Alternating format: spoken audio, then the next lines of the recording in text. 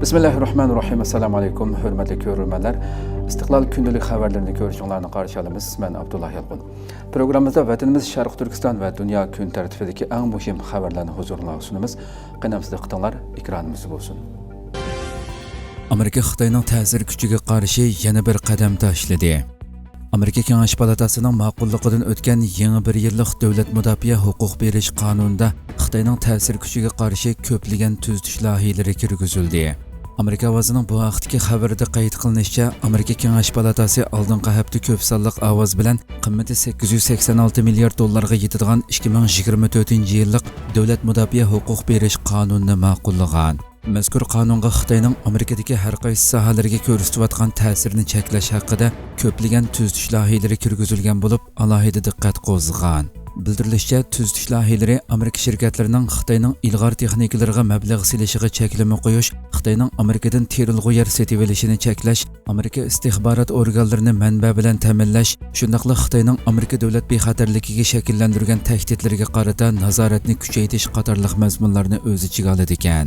Mazkur qonundagi terilg'u yerga aloqador mazmunlarga diqqat tortadigan bo'lib, garchi Xitoydagi mablag' solg'uvchilarning Amerika tavalligida egillagan terilg'u yerlarining ko'lami 1% ga yetmasimi, bu masala har ikki partiyadagi parlament a'zolarining andisini qo'zg'agan. Ular Xitoyning Amerikadagi terilg'u yer egallashining davlat bexatarligi va ochliq bexatarligiga nisbatan xavf shakllantiradiganligidan sirt, hammadan muhimi bir qism Xitoy shirkatlari setib olgan terilg'u yerlarning harbiy bazalarga yaqin bo'lganligidan texmo ansirgan. Kengash palatasidagi demokratchilarning rahbari Chuck Schumer bu vaqtda to'xtalib, Amerikaning Xitoy bilan bo'lgan strategik raqobatda yengib chiqishi uchun muhim ahamiyatga ega ekanligini ta'kidlagan. Sobiq istixborot amaldori Shi Jinpingning Tayvanni ichidan parchalab o'tishidan ogohlantirdi. Amerika Markaziy istixborot idorasining sobiq amaldori Shi Jinpingning Tayvanni ichidan parchalashi mumkinligi haqida ogohlantirdi.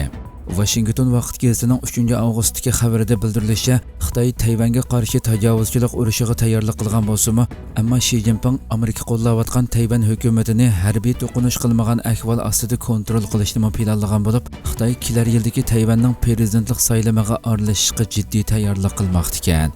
Amerikaning Osiyo ishlarida mo'l tajribasi bor sobiq istixborot amaldori David Saverning qarashicha, Shi Jinpingning hozirgi plani Tayvanning kelar yili 1-oydagi prezident saylamini Beijing rejimini qo'llaydigan yo'nalishga moyil qilish ekan. Uning aytishicha, Xitoyning strategiyasi Tayvanni ichidan kontrol qilib parchalash, jumladan saylamda ma'lumotchilik paydo qilish orqali Xitoy kommunist rejimi bilan birlashishni xohlaydigan prezident saylab chiqish ekan. Sharqiy Osiyo va Janubiy Osiyodagi bir necha davlatda qo'mondonlik vazifasini o'tagan David Saver Xitoy kommunist rejimining saylamni kontrol qilishga urinayotganligini, Tayvan jamiyatida bo'linish paydo qilib, o'zi saylamoqchi bo'lgan nomzodni qo'lga keltirishga harakat qilganligini bildirgan.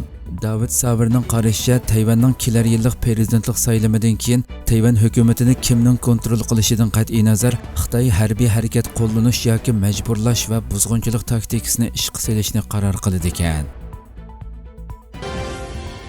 Alma shirkati ta'minlash zanjirini Xitoydan Hindistonga yo'tkazishga boshladi. Alma shirkati Xitoydagi muqimsiz vaziyatni nazarda tutib, ta'minlash zanjirini Xitoydan Hindistonga yo'tkazishga boshlagan. Yaponiya Nikkei xabar agentligining 4-avgustdagi xabarida bildirilishicha, Alma shirkati ta'minlash zanjirini Xitoydan Hindistonga yo'tkazishni planlagan. Bu harakat Alma shirkatining ta'minlash zanjirini ko'p xillashtirish va Xitoyga tayinishni azaytish tirishchanligining bir qismi ekan. Bu plan bo'yicha bo'lganda Hindiston Alma shirkatini bir qancha afzal sharoit bilan ta'minlaydi ekan. Buning ichida cho'ng iste'mol bozori va ishlab chiqarish tannarxi to'van bo'lish qatorliq afzallik bor ekan. Shundaqdimi Hindiston yana bir qism masalalarga duch kelgan bo'lib, ul aslaha kamchil bo'lish va mahoratlik emgak kuchini yetildirish kamchilligi mavjud ekan. Shundaq bo'lishiga qaramay, Alma shirkati navbatda Hindistonning bir qancha ishlab chiqaruvchi shirkatlari bilan suhbatlashmoqda ekan. Xitoyning Xibey o'lkasida 1.200.000 kishi tarqoqlashtirildi. Xitoyning shimoliga joylashgan Xibey o'lkasida kalkun ofati sababidan 1.200.000 kishi tarqoqlashtirildi. Beijing va atrofi yaqinqi bir haftada 140 yildan buyongi eng og'ir ho'l yig'inga duch kelgan bo'lib, Xitoyning Xibey o'lkasida ofat rayonlarida yashaydigan 850 ming kishini qo'shganda jami 1.200.000 kishi bexatar joylarga tarqoqlashtirilgan.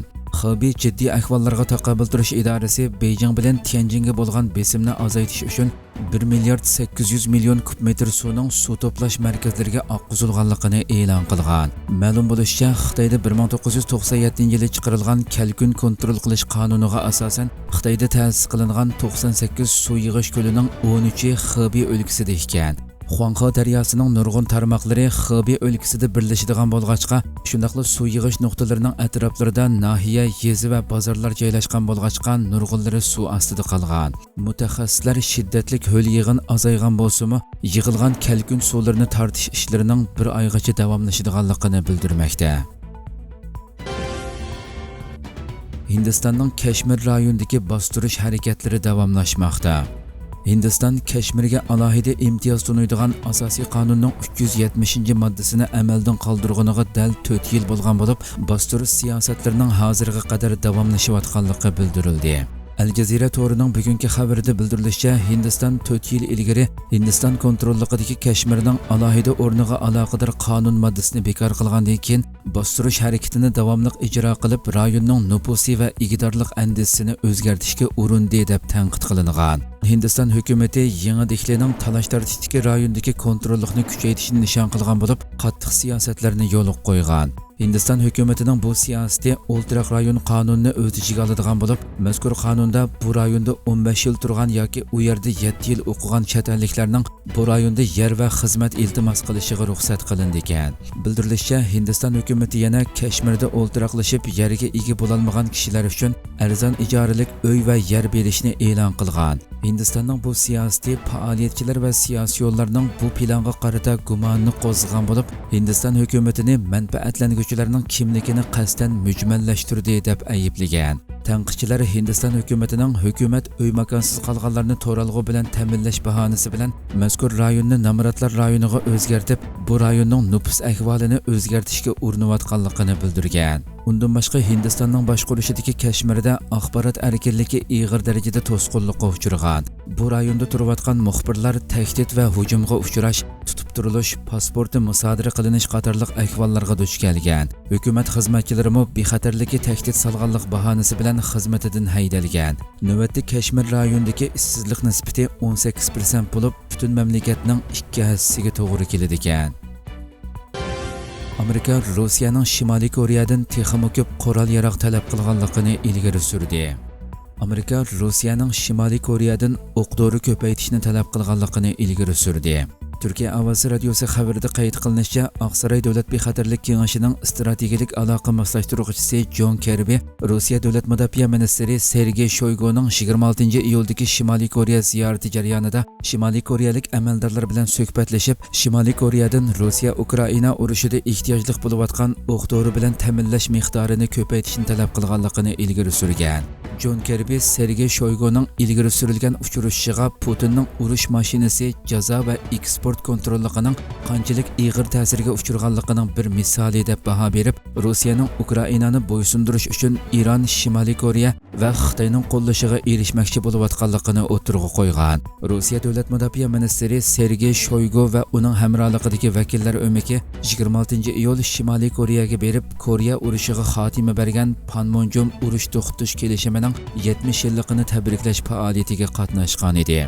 Amerika Tashqi ishlar ministri Antony Blinken 29-iyul bayonot e'lon qilib, Shoyguning Shimoliy Koreyaga qurol-yarog' setib olish uchun borgan bo'lish mumkinligini ilgari surgan edi.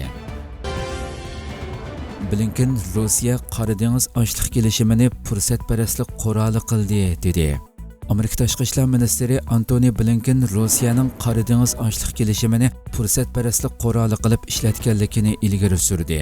Amerika Tashqi ishlar ministri Antony Blinken Birlashgan Davlatlar Tashkiloti Xavfsizlik kengashining o'zi riyosatchilik qilgan ocharchilik va to'qinish keltirib chiqargan yer shari yemaklik ansizligi temalik yig'indan keyin muxbirlarning savollariga javob berib, yemaklikning urush quroli sifatida ishlatilishiga xotima berishga va'da bergan 91 davlat birlashma bayonot e'lon qildi.